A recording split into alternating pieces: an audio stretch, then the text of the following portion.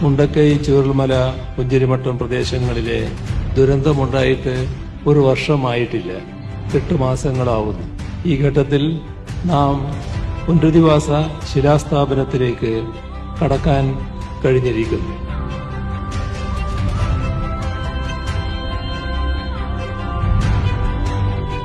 നമുക്കിത് ചെയ്തേ പറ്റുമായിരുന്നുള്ളൂ. എങ്ങനെയെന്ന ചോദ്യം സ്വയം ചോദിക്കാൻ സമയമോ സാവകാശമോ ഉണ്ടായിരുന്നില്ല. ഇച്ഛാശക്തി ഉണ്ടാവുക എന്താണ് പ്രധാനം. അതുകൊണ്ട് തന്നെ നാം എല്ലാവരും കൂടി തീരുമാനിച്ചപ്പോൾ അതിന് വഴിയുമുണ്ടായി.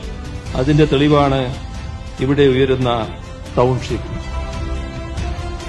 ഈ ഉരുൾപൊട്ടൽ നടന്നിടത്തോളം കാലം സർക്കാരിന്റെ ഭാഗത്തു നിന്നുള്ള എല്ലാവിധത്തിലുള്ള ആനുകൂല്യങ്ങളും സർക്കാർ ജനങ്ങളെ ചേർത്ത് പിടിക്കുകയും ഒരു സർക്കാർ കേരളത്തിലുണ്ട് എന്നുള്ള ഒരു ബോധ്യം ജനങ്ങൾക്ക് ഉണ്ടാകത്തക്ക രീതിയിലുള്ള പ്രവർത്തനമാണ് സർക്കാരിന്റെ ഭാഗത്തുനിന്നുണ്ടായിട്ടുള്ളത്. ജനങ്ങൾ ഒപ്പം നിൽക്കുമെങ്കിൽ ഒന്നും അസാധ്യമല്ല.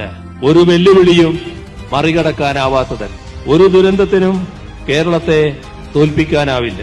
എല്ലാ വേർതിരിവുകൾക്കും ഭേദചിന്തകൾക്കും അതീതമായ മനസ്സുകളുടെ ഒരുമയും ഐക്യദാർഢ്യവും മനുഷ്യത്വബോധവും കൊണ്ട് നാം എന്തിനേയും അതിജീവിക്കും. അതാണ് ഈ പുനരധിവാസം നൽകുന്ന സന്ദേശം, മഹാസന്ദേശം.